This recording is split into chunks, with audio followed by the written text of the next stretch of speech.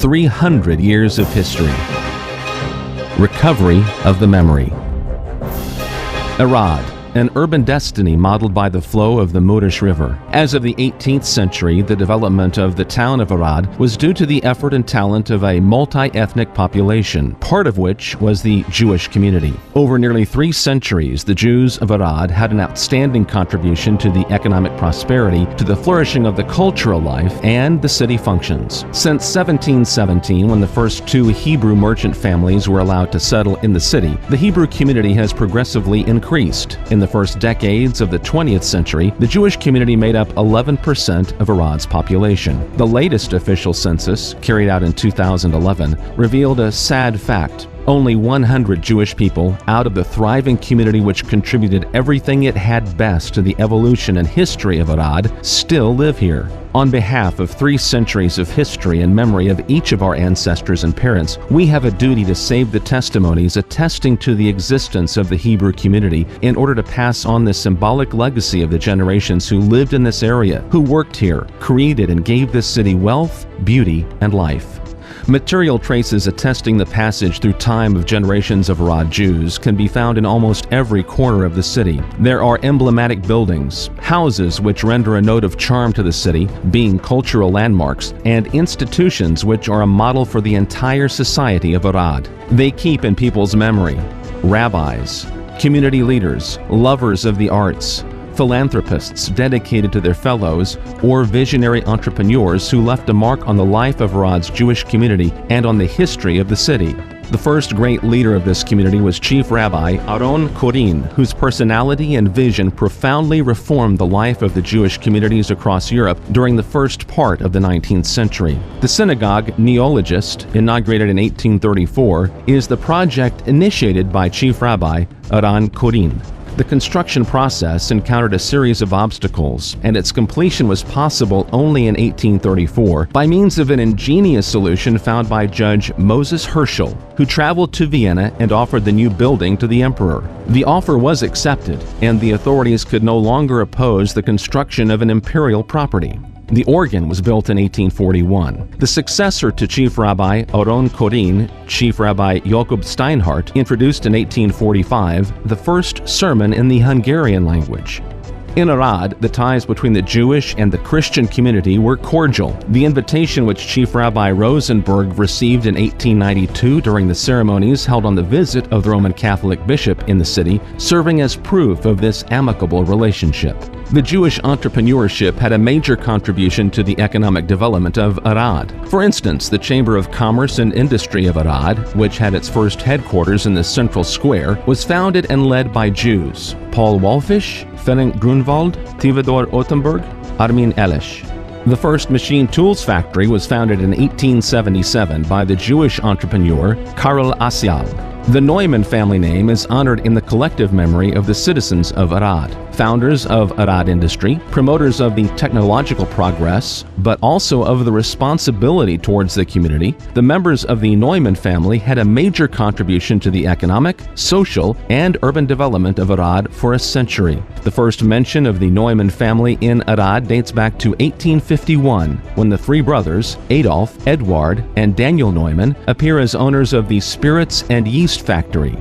At that time, the factory was one of the most modern industrial buildings in southeastern Europe. In 1862, the Neumann brothers appear, according to the archives of the Arad Town Hall, as owners of a steam mill which ground wheat, producing a high-quality flour, intensely requested both on the domestic as well as on the foreign market. The entire industrial complex of the Neumann brothers had electric lighting and had its own running water network. In 1896, the Neumann Enterprises had about 1,000 employees, and the products of the Spirits and Yeast factory were awarded with international exhibitions held in London, Hamburg, Trieste, and Vienna. Emperor Franz Josef's visit to Arad in 1884 brought with it the ennoblement of the Neumann family. It represented a recognition on the highest level of the activities carried out in support of the community, and a great privilege, given that throughout the empire only 27 Jewish families had received titles of nobility.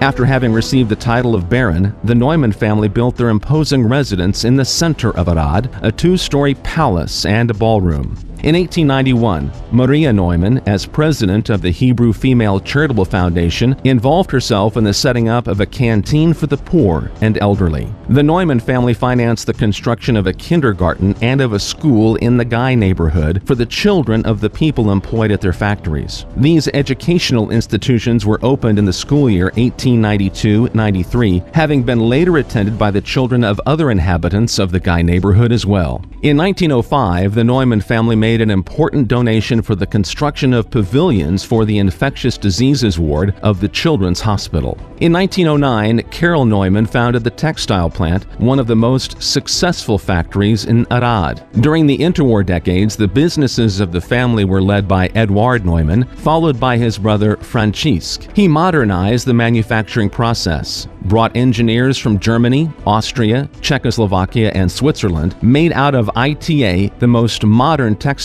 plant. Francisc Neumann was equally concerned about the welfare of hundreds of employees of his plants. He built residences for workers so that people would be able to live close to their place of work, a canteen where he had lunch together with his entire staff, kindergarten for the children of the employees. The Baron Francisc Neumann was a great fan of football. By the performances obtained over the course of time and through the exceptional sporting conduct exhibited, the sports team founded by Baron Francisc Neumann earned its place in the hearts of Arad citizens and of football fans across the country. The installation of the communist regime, the confiscation of assets, and the pressure to which he was subjected forced Baron Francisc Neumann to leave his town. He left Romania to save his life, managing to start a new life in the United States. After the fall of the communist regime, his successors recovered a part of the properties confiscated from the family. They donated the stadium to the city of Arad, and it is currently rebuilt according to modern standards, bearing the name of its founder, Francisc Neumann Municipal Stadium. Throughout its existence, the Jewish community of Arad cultivated solidarity, responsibility, and care towards others. By the initiative and generosity of important members of the community, the following institutions were founded. The Jewish Hospital with 30 beds, founded in 1861, the donors being Bernard Deutsch and Ignatius Spitzer, and the first physicians who practiced here were Drs. Robachek and Schuster. The Girls' Orphanage, founded in 1905 by the care of Mrs. Fisher Elise, who donated a high-value estate for this purpose. The Elderly Nursing Home, founded in 1913. The donors, Ignatius Spitzer and Betty Haas. And the Charity Home and the People's Canteen, the donors, the Neumann family.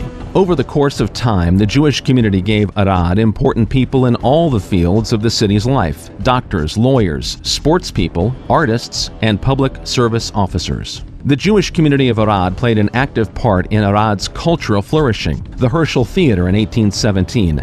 Jacob Herschel, a Jewish trader who established his residence in Arad at the beginning of the 19th century, built the theater bearing his name in 1817 near the central square of the town, considered to be the first permanent theatric building in this part of Europe. Following in the footsteps of some of the large European capitals, Arad founded its music conservatory in 1833. Among the founding members we can find Hermann Winkler, Lovi Albert, Herschel Lazar, May Jano, Steinitzer Yakov, Corinne Heinrich, and in 1890, the Philharmonic Society, the core of today's symphonic institution, was founded, Mandel Wilhelm, M.D., filling in as chairman. The promotion of education among young generations was one of the most constant interests of Arad's Jewish community. Important members of the community initiated educational programs, founded and financially supported Jewish educational institutions. The elementary school, founded in 1832 with donations from Juliana Dobler, Jacob Herschel, and Albert Neumann.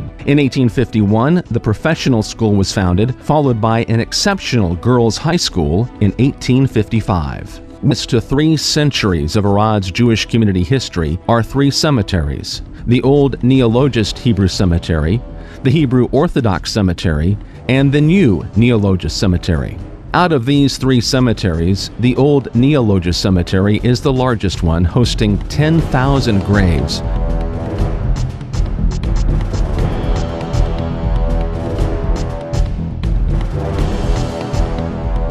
Many of which are true works of art.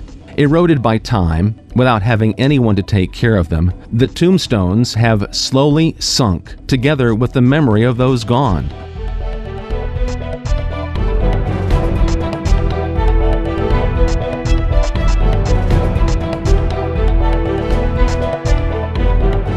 More than a resting place, the cemetery is a memorial site which must become a prominent landmark on the map of Arad and occupy an important place in the history of the Eastern European Jews. We assume a duty of honor towards the 300 years of history of the Jewish community of Arad by initiating the restoration project of the old Neologist Cemetery. We will be able to successfully carry out this project only by receiving support from those who have not forgotten their roots, even though they currently live in Israel, the United States, or in other parts of the world.